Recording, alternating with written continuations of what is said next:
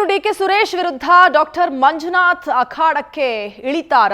ಬೆಂಗಳೂರು ಗ್ರಾಮಾಂತರ ರಣಕಣದಲ್ಲಿ ಗೌಡರ ದಂಗಲ್ ನಡೆಯುತ್ತಾ ಮೈತ್ರಿ ಅಭ್ಯರ್ಥಿಯಾಗಿ ಡಾಕ್ಟರ್ ಮಂಜುನಾಥ್ ಕಣಕ್ಕಿಳಿಸಲು ಬಿಜೆಪಿ ಪ್ಲಾನ್ ಮಾಡಿಕೊಳ್ತಾ ಇದೆ. ಈಗಾಗಲೇ ಬೆಂಗಳೂರು ಗ್ರಾಮಾಂತರದಿಂದ ಡಿಕೆ ಸುರೇಶ್ ಅವರು ಅಭ್ಯರ್ಥಿ ಆಗಿದ್ದಾರೆ. ಹಾಗಾಗಿ ಅವರ ವಿರುದ್ಧವಾಗಿ ಸ್ಪರ್ಧಿಸುವಂತಹ ಮೈತ್ರಿ ಅಭ್ಯರ್ಥಿ ಯಾರು? ಡಾಕ್ಟರ್ ಮಂಜುನಾಥ್ ಬಗ್ಗೆ ಬಿಜೆಪಿ ಹೈಕಮಾಂಡ್ ಸಹ ಒಲವು ತೋರಿದೆ. ಡಾಕ್ಟರ್ ಮಂಜುನಾಥ್ ಅಖಾಡಕ್ಕೆ ಇಳಿದ್ರೆ tough fight guarantee. High voltage ಅಖಾಡವಾಗಿದೆ ಬೆಂಗಳೂರು ಗ್ರಾಮಾಂತರ ಕ್ಷೇತ್ರ. ಡಿಕೆ ಸುರೇಶ್ ಗೆಲ್ಲಿಸಿಕೊಳ್ಳಲು ಡಿಸಿಎಂ ಡಿಕೆ ಶಿವಕುಮಾರ್ ಕೂಡ ತಾಲೀಮು ನಡೆಸುತ್ತಿದ್ದಾರೆ. ಈಗಿನಿಂದಲೇ ಮತದಾರರನ್ನ ಸೆಳೆಯೋದಕ್ಕೆ ಗ್ಯಾರಂಟಿ ಸಮಾವೇಶವನ್ನ ಹಮ್ಮಿಕೊಳ್ಳಲಾಗಿದೆ. ಕ್ಷೇತ್ರದಲ್ಲಿ ಡಿಕೆ ಸುರೇಶ್ ಪರ ಭರ್ಜರಿ ಸಂಘಟನೆಗೆ ಸಿದ್ಧತೆಯನ್ನ ಮಾಡಿಕೊಳ್ಳಲಾಗಿದೆ. ಈಗಾಗಲೇ ರಾಮನಗರದಲ್ಲಿ ಗ್ಯಾರಂಟಿ ಸಮಾವೇಶ ನಡೆಸಿ ರಣಕಹಳೆ ಮೊಳಗಿಸಲಾಗಿದೆ. ಇವತ್ತು ಮಧ್ಯಾಹ್ನ ಹೊಸಕೋಟೆಯಲ್ಲಿ ಗ್ಯಾರಂಟಿ ಸಮಾವೇಶವನ್ನ ಹಮ್ಮಿಕೊಳ್ಳಲಾಗಿದೆ. ಚನ್ನಭೈರೇಗೌಡ ಕ್ರೀಡಾಂಗಣದಲ್ಲಿ ಈ ಸಮಾವೇಶ ನಡೆಯಲಿದೆ.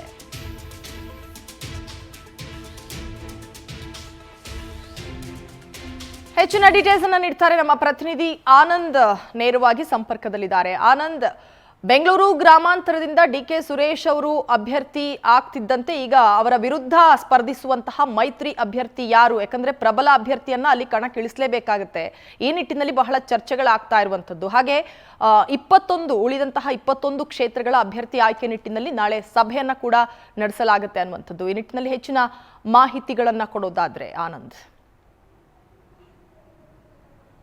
ರಜನಿ, ಪ್ರಮುಖವಾಗಿ ಕಳೆದ ಬಾರಿ ಸ್ಕ್ರೀನಿಂಗ್ ಕಮಿಟಿಯಲ್ಲಿ ಸುಮಾರು 14 ಕ್ಷೇತ್ರಗಳ ಬಗ್ಗೆ ಚರ್ಚೆ ಮಾಡಿ ಸಿಂಗಲ್ ನೇಮ್ ಅನ್ನ ಶಿಫಾರಸ್ ಮಾಡಿದ್ರು. ಆದರೆ ಕೇವಲ 7 ಕ್ಷೇತ್ರಗಳಿಗೆ ಮಾತ್ರ ಕಾಂಗ್ರೆಸ್ ಅಭ್ಯರ್ಥಿಗಳನ್ನ ಫೈನಲ್ ಮಾಡಲಾಗಿರ್ತಕ್ಕಂಥದ್ದು. ಬಾಕಿ 21 ಕ್ಷೇತ್ರಗಳಿಗೆ ಇನ್ನೂ ಅಭ್ಯರ್ಥಿ ಆಯ್ಕೆ ಕಗ್ಗಂಟಾಗಿ ಇರತಕ್ಕಂಥದ್ದು. ಅದರಲ್ಲೂ ಡಿಕೆ ಶಿವಕುಮಾರ್ ಹಾಗೆ ಸಿದ್ದರಾಮಯ್ಯ ನಡುವೆ ನಡುತ್ತಾ ಇರತಕ್ಕಂಥ ಮುಸ್ಕಿನ ಗುದ್ದಾಟ, ಜಟಾಪಟಿ ಏನಿದೆ, ಇದರಿಂದ ಅಭ್ಯರ್ಥಿ ಆಯ್ಕೆಯಲ್ಲಿ ಕೊಂಚ ವಿಳಂಬ ಆಗ್ತಾ ಇರತಕ್ಕಂಥದ್ದು. ಈ ಹಿನ್ನೆಲೆಯಲ್ಲಿ ನಾಳೆ ಕಾಂಗ್ರೆಸ್ ಎಲೆಕ್ಷನ್ ಒಂದು ಸ್ಕ್ರೀನಿಂಗ್ ಕಮಿಟಿ ಸಭೆಯನ್ನ ಕರೆಯಲಾಗಿರ್ತಕ್ಕಂಥದ್ದು. ಹರೀಶ್ ಚೌಧರಿ ಅವರು ಆ ಕಮಿಟಿಯ ಒಂದು ಅಧ್ಯಕ್ಷರಾಗಿದ್ದಾರೆ. ಸುರ್ಜೇವಾಲಾ ಹಾಗೆ ಸಿಎಂ ಡಿಸಿಎಂ ಸೇರಿದಂತೆ ಆ ಒಂದು ಸಮಿತಿಯ ಸದಸ್ಯರು ಕೂಡ ಭಾಗಿಯಾಗಿ ಬಾಕಿ ಕ್ಷೇತ್ರಗಳ ಬಗ್ಗೆ ಫೈನಲ್ ಮಾಡತಕ್ಕಂಥ ಒಂದು ಸಾಧ್ಯತೆ ಇದೆ. ಅಂದ್ಕೊಂಡಂತ ಆದ್ರೆ 14ನೇ ತಾರೀಕು 2ನೇ ಪಟ್ಟಿ ರಿಲೀಸ್ ಆಗ್ತಕ್ಕಂಥ ಒಂದು ಸಾಧ್ಯತೆನೂ ಕೂಡ ಇರತಕ್ಕಂಥದ್ದು. ಯಾಕೆಂತಂದ್ರೆ 14 ಅಥವಾ 15ನೇ ತಾರೀಕು ಕೇಂದ್ರ ಚುನಾವಣಾ ಆಯೋಗದಿಂದ ಎಲೆಕ್ಷನ್ ಘೋಷಣೆ ಆಗ್ತಕ್ಕಂಥ ದಿನಾಂಕ ಘೋಷಣೆ ಆಗ್ತಕ್ಕಂಥ ಎಲ್ಲಾ ಸಾಧ್ಯತೆ ಇದೆ. ಹಾಗಾಗಿ ಅಭ್ಯರ್ಥಿಗಳನ್ನ ಕಣಕ್ಕಿಳಿಸತಕ್ಕಂಥ ಒಂದು ನಿಟ್ಟಿನಲ್ಲಿ, ಜೊತೆಗೆ ಪಕ್ಷ ಸಂಘಟನೆಗೆ ಈಗಲಿಂದಲೇ ಒಂದು ತಯಾರಿ ಮಾಡ್ಕೊಳ್ತಕ್ಕಂಥ ಒಂದು ನಿಟ್ಟಿನಲ್ಲಿ ಅಭ್ಯರ್ಥಿಗಳನ್ನ ಘೋಷಣೆ ಮಾಡತಕ್ಕಂಥ ಸಾಧ್ಯತೆನೂ ಕೂಡ ಇರತಕ್ಕಂಥದ್ದು. ಪ್ರಮುಖವಾಗಿ ಚಿಕ್ಕಬಳ್ಳಾಪುರ, ಕೋಲಾರ ಹಾಗೆ ಬೆಳಗಾವಿ, ಚಿಕ್ಕೋಡಿ ಸೇರಿದಂತೆ ಬಹಳಷ್ಟು ಕ್ಷೇತ್ರಗಳಲ್ಲಿ ಆಕಾಂಕ್ಷಿಗಳ ದಂಡೆ ಇದೆ. ಅದರಲ್ಲೂ ಕೂಡ ಸಿದ್ದರಾಮಯ್ಯ ಹಾಗೆ ಡಿಕೆ ಶಿವಕುಮಾರ್ ಅವರ ಬೆಂಬಲಿಗರು ಬಹಳಷ್ಟು ಒಂದು ಪೈಪೋಟಿಯನ್ನ ನಡೆಸ್ತಾ ಇರತಕ್ಕಂಥದ್ದು. ಇದೆಲ್ಲದಕ್ಕೂ ಕೂಡ ಒಂದು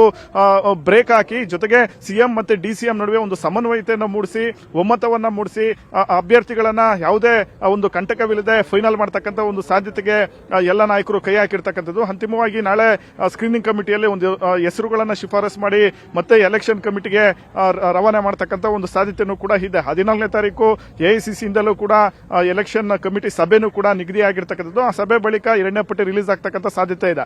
ಈ ಮಧ್ಯೆ ಬೆಂಗಳೂರು ಗ್ರಾಮಾಂತರ ಲೋಕಸಭಾ ಕ್ಷೇತ್ರದಲ್ಲೂ ಕೂಡ ಚುನಾವಣಾ ಕಣ ಬಹಳಷ್ಟು ಒಂದು ರಂಗೇರಿರ್ತಕ್ಕಂಥದ್ದು. ಅದರಲ್ಲೂ ಕೂಡ ಜಯದೇವ ಆಸ್ಪತ್ರೆಯ ಮಾಜಿ ನಿರ್ದೇಶಕ ಡಾಕ್ಟರ್ ಮಂಜುನಾಥ್ ಅವರು ಅಖಾಡಕ್ಕೆ ಇಳಿತಾ ಇದ್ದಾರೆ ಅನ್ನೋ ಒಂದು ವಿಚಾರ ಗೊತ್ತಾಗ್ತಾ ಇದ್ದಂತೆ ಕಾಂಗ್ರೆಸ್ನ ನಾಯಕರು ಎಲ್ಲರೂ ಕೂಡ ಫುಲ್ ಅಲರ್ಟ್ ಆಗಿರ್ತಕ್ಕಂಥದ್ದು. ಯಾಕಂದ್ರೆ ಆ ಒಂದು ಭಾಗದಲ್ಲಿ ಒಕ್ಕಲಿಗರ ಮತಗಳು ನಿರ್ಣಾಯಕವಾಗಿರ್ತಕ್ಕಂಥ ಒಂದು ಹಿನ್ನೆಲೆಯಲ್ಲಿ ಯಾವುದೇ ಕಾರಣಕ್ಕೂ ಸ್ವಲ್ಪನೂ ಕೂಡ ಎಡಬಾರದು ಅನ್ನೋ ಒಂದು ಲೆಕ್ಕಾಚಾರವನ್ನ ಕಾಂಗ್ರೆಸ್ ನಾಯಕರು ಹಾಕಿದ್ದಾರೆ. ಹಾಗಾಗಿ ಅಲ್ಲಿ ಹೀಗಿನಿಂದಲೇ ಪಕ್ಷ ಸಂಘಟನೆಗೆ ಹೆಚ್ಚಿನ ಒಂದು ಒತ್ತನ್ನ ಕೊಡ್ತಾ ಇದ್ದಾರೆ. ಜೊತೆಗೆ ಗ್ಯಾರಂಟಿ ಸಮಾವೇಶಗಳು, ಜೊತೆಗೆ ಗ್ಯಾರಂಟಿ ಫಲಾನುಭವಿಗಳ ಸಮಾವೇಶಗಳನ್ನು ಏರ್ಪಡಿಸಿ ಮತ ಬ್ಯಾಂಕ್ ಅನ್ನು ಸೆಳೀತಕ್ಕಂಥ ಒಂದು ಪ್ರಯತ್ನಕ್ಕೆ ಕೈ ಹಾಕಿದ್ದಾರೆ.